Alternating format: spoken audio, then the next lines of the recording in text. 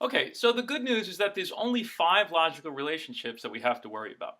Okay, five logical functions, five logical relationships that exist between our statements. Okay, so here they are. They're called negation, conjunction, disjunction, implication, and equivalence. Okay, each one of these relationships has a symbol. For negation, we have a little tilde.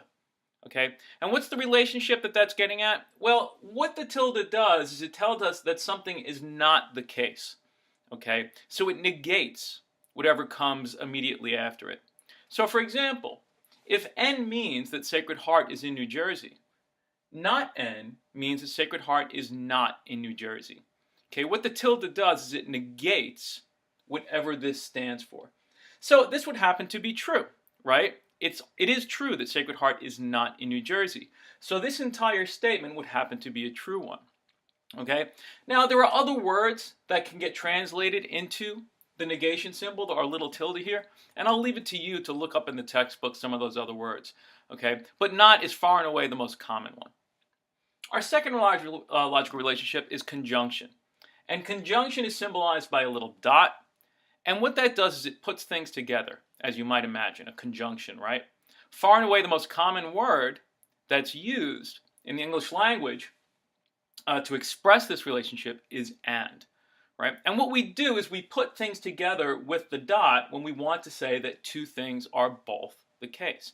So for example, if we wanted to say that Sacred Heart is in Fairfield, and we wanted to say that Sacred Heart is in Connecticut, this is how we would do it.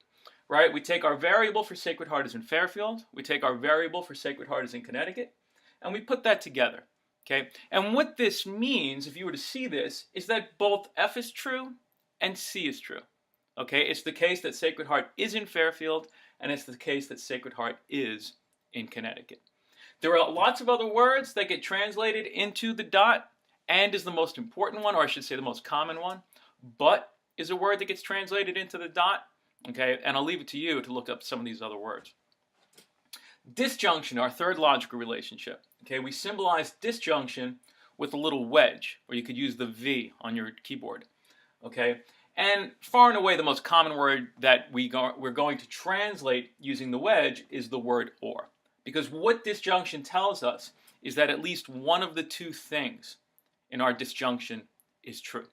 So, for example, if C means Sacred Heart is in Connecticut, and N means Sacred Heart is in New Jersey, then it would be true to say that Sacred Heart is in Connecticut or New Jersey. Okay, so what this operator does is it tells us that at least one of these two things is true. Now, that phrase "at least" is important, okay, because the way we use or, okay, it's possible for both things to be true. Okay, so if I were to say Sacred Heart is in Connecticut or Sacred Heart is in Fairfield, it might sound weird, okay, but it would be true, right? Because it's true that Sacred Heart is in Fairfield, and it's true that Sacred Heart is in Connecticut. When we use this symbol, what we mean is that at least one of these two things is true. Okay, implication. Okay, this is symbolized by a little horseshoe.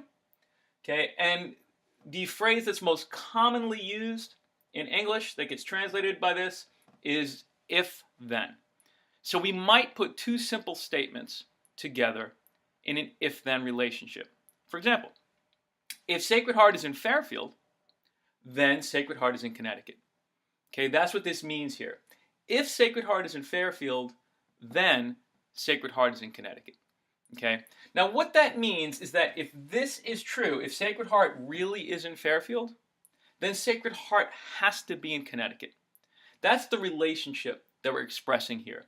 If this is true, then this has to be true. Okay, there's a couple other things that we're going to translate into implication. Again, start with your book, and we'll talk a little bit more about that in a further tutorial. Okay, finally we have equivalence. And what equivalence means is that two things are basically, well, they're equivalent. Okay, they are true together or they are false together. Okay, and the phrase that gets translated into the sign most commonly is if and only if. So, for example, if I were to say, if Sacred Heart is in Fairfield, if and only if Sacred Heart is in Connecticut, what I'm saying is that these two things are identical. being in Fairfield is identical to being in Connecticut. Now you may notice that this is the first time we've come across a statement that happens to be false. Okay? This is false. It's not true to say that if Sacred Heart is in Fairfield, it's not true to say Sacred Heart is in Fairfield if and only if Sacred Heart is in Connecticut, right? Because there are other towns Sacred Heart could be in, and Sacred Heart would be in Connecticut, like Milford, like New Haven.